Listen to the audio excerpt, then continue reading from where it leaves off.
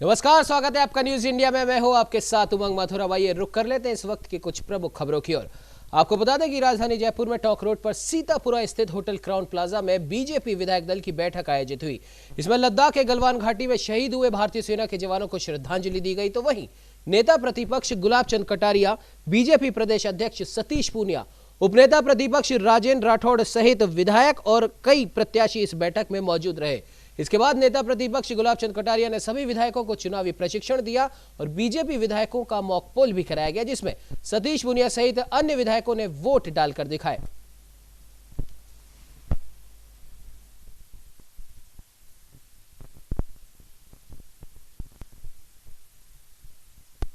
वहीं राजस्थान के राज्यपाल कलराज मिश्र ने राजधानी जयपुर के स्वास्थ्य केंद्रों में स्टाफ के लिए हाइजीन किट भेजे हैं। राज्यपाल मिश्र ने मुख्य चिकित्सा एवं स्वास्थ्य अधिकारी जयपुर प्रथम डॉक्टर नरोत्तम शर्मा और डॉक्टर नवीन शर्मा को राजभवन में हाइजीन किट प्रदान की।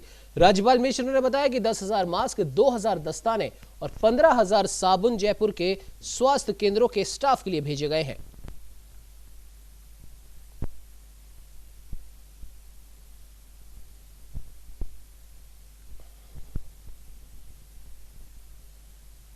तो राजस्थान के भीलवाड़ा शहर में पहली बार लोगों को एक दिन में 2 बार टिड्डियों का हमला देखने को मिला। तो वहीं यह टिड्डी दल की दस्तक भीलवाड़ा में राजसमंद जिले से हुई और वह दोपहर तक भीलवाड़ा शहर के ऊपर मंडराता रहा। इस दौरान शहर के घनी आबादी के साथ साथ बाहरी क्षेत्रों पर भी टिड्डियां मंडराती रहीं। तो वहीं एक साथ लाखों की संख्या में पहुंची टिड्डियों ने शहर के गार्डन और बड़े बड़े उद्यानों में लगे पेड़ों को भी खासा नुकसान पहुंचाया।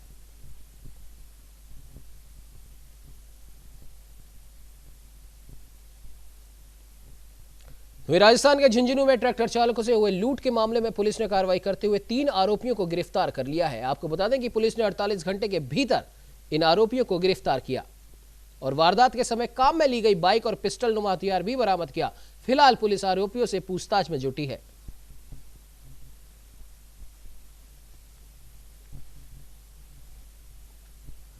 तो वहीं झुंझुनू जिले के बिसाऊ गांव सुरा के बास में 2 साल पूर्व शादी कर ससुराल आई युवती को दहेज कम लाने के लिए प्रताड़ित कर मार देने का एक मामला दर्ज करवाया गया है। सतवीर पुत्र जय किशन जाट ने यह मामला दर्ज करवाया। तो मृतक के पिता ने तीनों आरोपियों पर दहेज हत्या का मामला दर्ज करवाते हुए न्याय की मांग की है।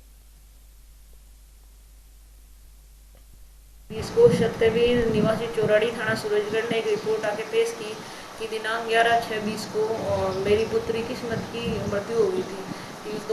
उसमें सतवीर ने बताया कि 2 साल पहले मेरी पुत्री किस्मत की शादी मालपुरा गांव में मेरे ससुराल में की थी, जिसका ससुराल सूराकाबाद थाना बिसाऊ में है। किस्मत की 2.5 साल पहले शादी हुई थी। तो सतवीर का कहना है कि मेरी पुत्री को इसके ससुराल वाले ननद, पति, सास ससुर परेशान करते थे, दहेज की मांग करते थे बार बार। उनके परेशानी से करके मेरी पुत्री की मृत्यु कर दी। साथ ही उसने बताया कि दिनांक 11/6/20 को ढुकलराम, जो कि उसका सतवीर परिवादी का साला है, ससुर है, परिवार का ससुर, उसने किस्मत का पिता बन के थाने पे रिपोर्ट दी कि भैया मेरी पुत्री है, दिनांक इतने को डेथ हुई, जिसकी 2.5 साल पहले मैंने फलानी जगह शादी की थी मालपुरा में। तो इस पे थाने में मर्ग दर्ज होगी। कल जैसे ही इसके पिता सतवीर आया तो उसने बताया कि ढुकलराम उसका किस्मत का पिता न होकर किस्मत का नाना जी था। उस रिपोर्ट पे अपने मुकदमा दर्ज कर दिया, जिसमें ढुकलराम को भी मुलजिम बनाया गया है। तो राजस्थान के भरतपुर में कोरोना के 29 पॉजिटिव मामलों के साथ ही अब पॉजिटिव मरीजों का आंकड़ा 1126 पहुंच गया है। आपको बता दें कि भरतपुर राजस्थान में तीसरे नंबर पर आ चुका है। तो वहीं कोरोना की रोकथाम के लिए प्रशासन भी अब सतर्क हो चला है।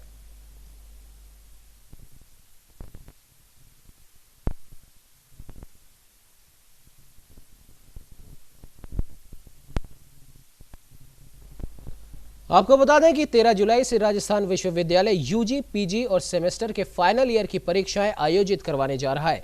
तो वहीं दूसरी ओर प्रदेश एनएसयूआई इन परीक्षा के आयोजन का पूरी तरीके से विरोध कर रहा है। प्रदेश एनएसयूआई ने आने वाली परीक्षाओं को स्थगित कर सभी विद्यार्थियों को प्रमोट करने की मांग रखी। साथ ही साथ प्रमोट न करने पर अदालत का दरवाजा भी खटखटाने की चेतावनी दी है।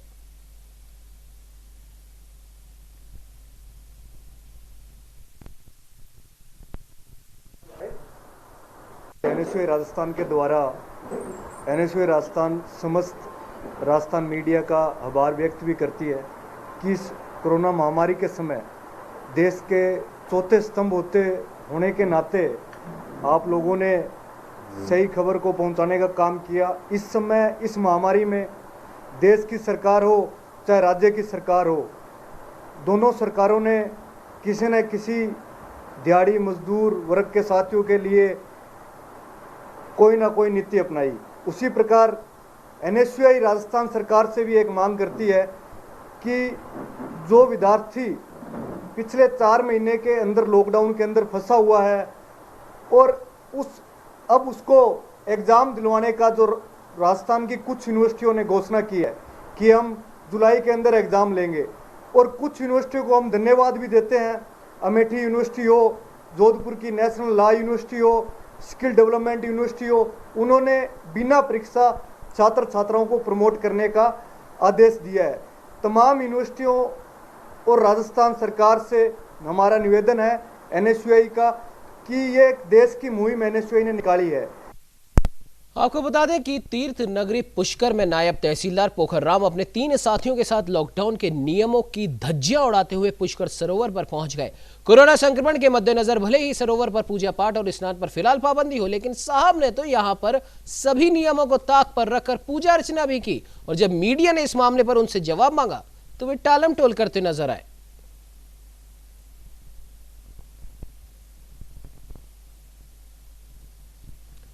वहीं पाली के सुमेरपुर में पुलिस ने 4 दिन पहले एक महिला की मारपीट और बाद में मौत के मामले में एक आरोपी को गिरफ्तार कर लिया है। दरअसल 13 जून को 2 पक्षों में मारपीट के बाद महिला को चोट लगी थी, जिसमें वो बुरी तरह घायल हो गई थी। इलाज के लिए उसे जोधपुर लाया गया था, जहां उसने दम तोड़ दिया। पुलिस ने आरोपी के खिलाफ हत्या का मामला दर्ज कर जांच शुरू कर दी थी और आज इस आरोपी को गिरफ्तार कर लिया गया। रिपोर्ट दी कि मेरी माता पेपी देवी के साथ सुरेश उर्फ टेनिया व उसके परिजनों ने मारपीट की है, जिस पर थाने पर प्रकरण दर्ज किया गया। दौरान इलाज पेपी देवी की मृत्यु हो गई, जिस पर आज मुलजिम सुरेश उर्फ टेनिया को गिरफ्तार किया है। वह प्रकरण में अग्रिम अनुसंधान जारी है। तो वहीं मध्य प्रदेश के मुरैना जिले के बीजेपी के वरिष्ठ नेता नरेश गुप्ता के चंबल में कूदकर आत्महत्या करने का मामला सामने आया। उनका स्कूटर नए राजघाट पुल के पास राजस्थान की सीमा में खड़ा मिला। पुलिस ने स्कूटी के नंबर से नाम पता कर घटना के बारे में परिजनों को जानकारी दी, जिसे सुनकर परिजनों में कोहराम मच गया। परिजन चंबल नदी के पास पहुंचे, जहां स्थानीय पुलिस के सहयोग से मृतक के शव को निकालने के लिए रेस्क्यू ऑपरेशन चलाया गया।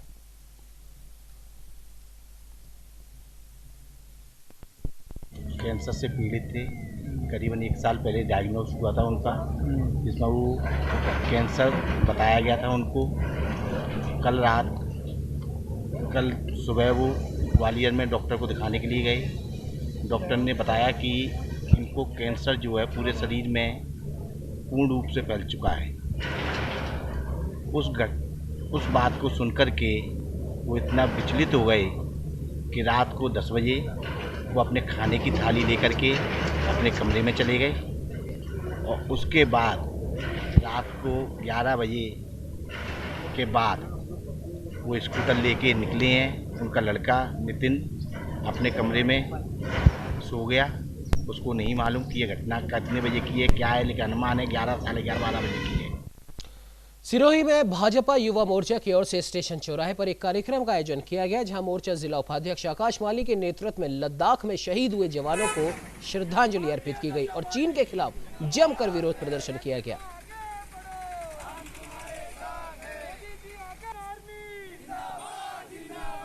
चाइना की नापाक हरकतों से हमारे जवान देश के 20 शहीद हुए हैं, उनको लेकर पूरा देश आक्रोश में है और हमें इन चाइना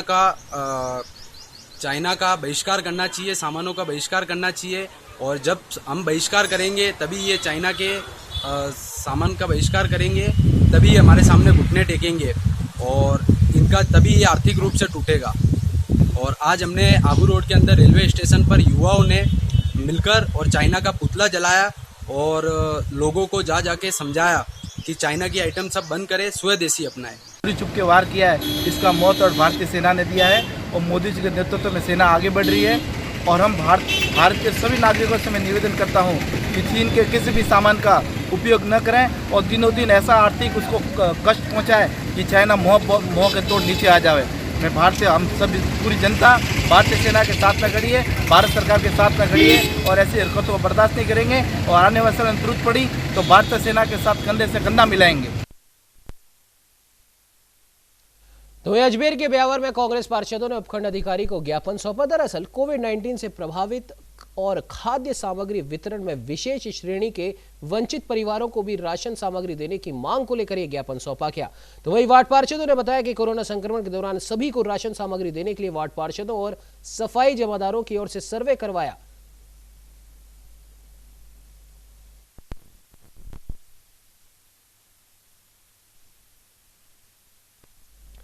तो वहीं अजमेर के ब्यावर में राजकीय अमृत कौर चिकित्सालय में रोगी परिजनों के पर्स और मोबाइल चोरी होने का सिलसिला थमने का नाम नहीं ले रहा। पीड़ितों की ओर से शिकायत देने के बाद भी चोरी की वारदातों का अभी तक कोई खुलासा नहीं हुआ।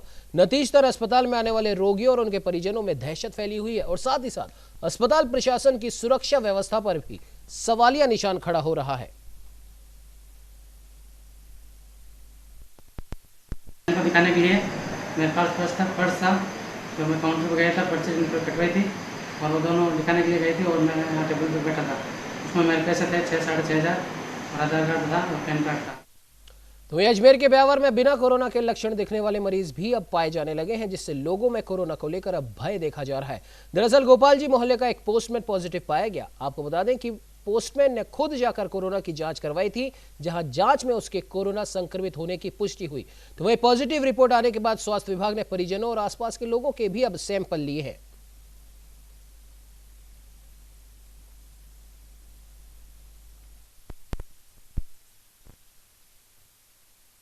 हिसार में मार्केट कमेटी के सेक्रेटरी की पिटाई करने की आरोपी बीजेपी नेता सोनाली फोगाट की गिरफ्तारी हुई है। हालांकि उन्हें हिसार कोर्ट से तुरंत जमानत भी मिल गई। बीजेपी नेता सोनाली फोगाट पर हरियाणा के हिसार के बालसमंद में मार्केट कमेटी के सेक्रेटरी सुल्तान सिंह की थप्पड़ों और चप्पलों से पिटाई करने का आरोप है। इस मामले में मार्केट कमेटी के सदस्य और स्थानीय व्यापारी लंबे समय से सोनाली फोगाट की गिरफ्तारी की मांग कर रहे थे। बुधवार को सोनाली फोगाट को गिरफ्तार करने के बाद पुलिस ने उसे हिसार कोर्ट में पेश किया, जहां से उन्हें तुरंत जमानत मिल गई। सोनाली फोगाट पर पुलिस ने आईपीसी की धारा 147, 149, 186, 353, 332 और 506 के तहत मामला दर्ज किया। कहा कि देखो जी, पब्लिक सर्वेंट थे ये, डिस्चार्ज ऑफ ड्यूटीज में इनको पीटा है, इनको वो ठीक नहीं, इनकी बेल नहीं होनी चाहिए। उन्होंने अपोज किया। हमने सारे फैक्ट्स रखे, 2 FIR हैं, क्रॉस केस है। ये ट्रायल में पता लगा कौन सा सही है कौन सा नहीं है। चालान पुटअप हो गया, पुलिस को जरूरत नहीं है, किसी भी तरह की बेल होगी 30 साल। उत्तराखंड के मुख्यमंत्री त्रिवेंद्र सिंह रावत ने शहीद सैनिकों को श्रद्धांजलि देते हुए कहा कि चीन ने एक बार फिर से हमारे साथ छलावा किया है। नियमित शांति वार्ता के दौरान चीन ने हमारे सैनिकों पर आक्रमण किया और साथ ही साथ उन्होंने कहा कि हमारे सैनिकों ने जो शहादत दी है उसका चीन को मुंहतोड़ जवाब भी दिया गया और चीन को अब समझ आ जाना चाहिए कि भारत की सेना किसी का भी सामना कर सकती है। विश्वासघात किया, जो नियमित रूप से जो शांति वार्ता चल रही थी और वहाँ पर हमारे सैनिकों पर जिस तरह से हमला किया गया, वो चीन ने एक तरह से 1962 को दोहराने का काम किया है। लेकिन हमारे सैनिकों ने अपनी जो शहादत दी और जिस तरह से उन्होंने बदला चुकाया है, मैं समझता हूँ कि चीन की समझ में आ जाना चाहिए कि वो भारत अब नहीं है, 1962 का भारत नहीं है, 2020 का भारत है। भारत की सेना किसी का भी मुकाबला कर सकती है। हरियाणा के सोनीपत में काफी लंबे समय से नेशनल हाईवे 1 पर रुका हुआ काम अब जल्द शुरू होगा। मुंबई के कमरी वेल्सपन के साथ NHAI का करार हुआ है और जून के महीने के आखिर तक नेशनल हाईवे पर लगने वाले रिफ्लेक्टर टाइल और पैचवर्क का काम खत्म हो जाएगा।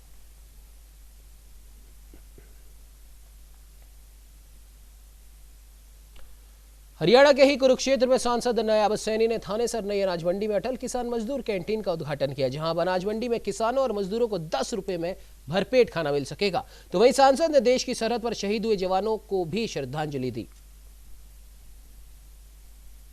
जांबाज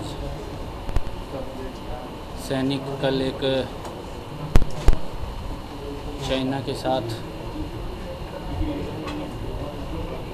मुठभेड़ हुई है, उसके अंदर शहीद हुए हैं, उन सबको हम नमन करते हैं और पूरा देश उनके साथ है।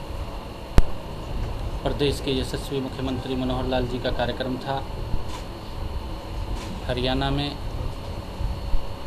जो अटल किसान मजदूर कैंटीन, उनका उद्घाटन आज माननीय मुख्यमंत्री जी ने करना था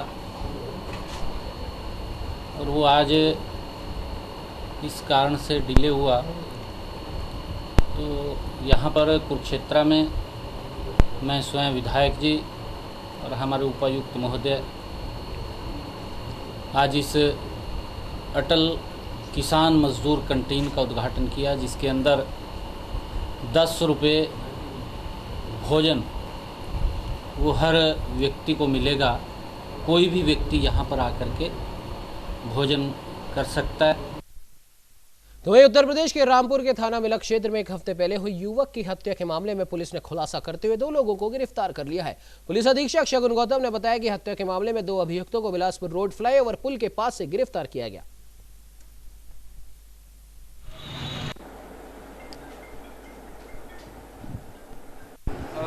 9/10 की रात्रि को करीब 1 से 2 के बीच में एक ज्ञानेंद्र नाम के व्यक्ति की हत्या हुई थी। उसकी उम्र 22 साल थी। ये अपने घर के आते में सो रहा था, वहीं पे अज्ञात बदमाशों ने उसकी गोली मारी थी। इसके वर्कआउट के लिए हमने 4 टीमें बनाई थी और ये कल ये केस वर्कआउट हो गया है। इसमें 2 लोगों को हमने अरेस्ट किया, जिनके नाम है गुलजारी लाल और धर्मवीर। गुलजारी लाल कोलकाता है, धर्मवीर उसका भतीजा है। इनका इनसे मृतक से और उसके फादर से पैसे का लेन देन था। मृतक की बहन की शादी 26-27 जून को तय हुई थी, तो वो अपना पुराना पैसा वापस मांग रहे थे। उन्होंने उनको धमकी भी दी थी कि 15 जून तक अगर पैसा नहीं देंगे तो हम पुलिस में कंप्लेंट करेंगे और गांव में पंचायत भी कराएंगे। इसी डर से और अपना पैसा बचाने के लिए और बेइज्जती से बचने के लिए पूर्व प्रधान ने अपने भतीजे के साथ मिलकर इसकी हत्या की। तो वहीं कुमाऊं कमिश्नर अरविंद ह्यांकी ने नैनीताल में विकास कार्यों को लेकर आला अधिकारियों के साथ समीक्षा बैठक की, जिसमें जिला स्तरीय झील विकास प्राधिकरण, सिंचाई विभाग एवं लोक निर्माण विभाग के अधिकारी मौजूद रहे। तो वहीं बैठक में अधिकारियों को मानसून से पहले शहर के सभी नालों एवं झील किनारे चल रहे निर्माण कार्यों को जल्द पूरा करने के निर्देश दिए गए। तो मैं सभी जितने कंसर्न डिपार्टमेंट्स हैं उनके साथ एक्सप्लोर कर रहा हूं कि यहाँ पार्किंग की जो समस्या आती है वो हम उसका समाधान निकट भविष्य में कैसे कैसे कहाँ नए पार्किंग साइट्स डेवलप करते हुए कर सकते हैं। हम लोग ब्यूटिफिकेशन के एंगल से भी सोच रहे हैं कि यहाँ पे कहाँ क्या क्या चीज़ें कमियाँ लग रही हैं, उनको कैसे दूर किया जा सकता है। उत्तराखंड के नगर के भूमिया देव कंडोलिया का वार्षिक पूजन और भंडारा पौड़ी नगर का सबसे बड़ा धार्मिक एवं सामाजिक आयोजन है और इस साल कोरोना महामारी के कारण इसे स्थगित कर दिया गया है। पौड़ी नगर के क्षेत्रपाल देवता का आयोजन 1986 से लगातार बहुत बड़े उत्सव के रूप में किया जाता रहा है। बहुत बड़ा आयोजन होता है ये शहर का, पौड़ी नगर का एक ऐसा भव्य आयोजन है जो इकलौता आयोजन है इस पूरे इलाके में। और निसंदेह समय कोविड-19 की वजह से यह आयोजन नहीं हो पा रहा है, लेकिन जो वार्षिक पूजा है वो सूक्ष्म रूप में तो होगी, लेकिन जो एक वृहद इसका रूप होता है वो इस बार नहीं हो पाएगा।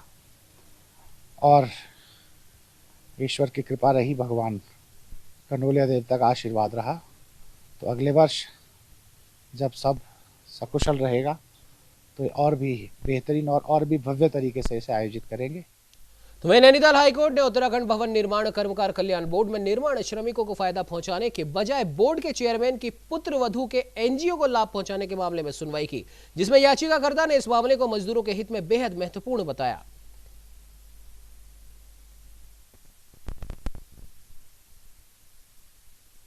श्रमिक कल्याण बोर्ड है, उसके द्वारा एक्ट्स के ऑब्जेक्ट्स की तरफ कार्य न करके कुछ एनजीओज को फायदा पहुंचाने और मजदूरों के हित के विपरीत कार्य किया जा रहा था। उस विषय को उसमें उठाया गया था। बोर्ड के द्वारा कई गड़बड़ियों में एक गड़बड़ी ये भी है कि उनके द्वारा जो बोर्ड चेयरमैन है उनकी पुत्रवधू के एनजीओ को लाभ पहुंचाया जा रहा है। ये सारे विषय इस याचिका में उठाए गए थे, जिस पर कोर्ट ने आज नोटिस जारी करते हुए बोर्ड के चेयरमैन, सेंट्रल गवर्नमेंट और लेबर सेक्रेटरी स्टेट गवर्नमेंट और श्रम आयुक्त उत्तराखंड को नोटिस जारी किया है और 2 सप्ताह में अपना शपथ पत्र दायर करने के लिए। वहीं उत्तराखंड में बाजपुर विधानसभा क्षेत्र सुल्तानपुर पट्टी में एक युवक को कोरोना पॉजिटिव मिलने से पूरे क्षेत्र में हड़कंप मच गया। स्वास्थ्य विभाग की टीम ने युवक को हल्द्वानी भेजा और परिवार के 4 लोगों को घर में ही 14 दिनों के लिए होम क्वारंटाइन कर दिया।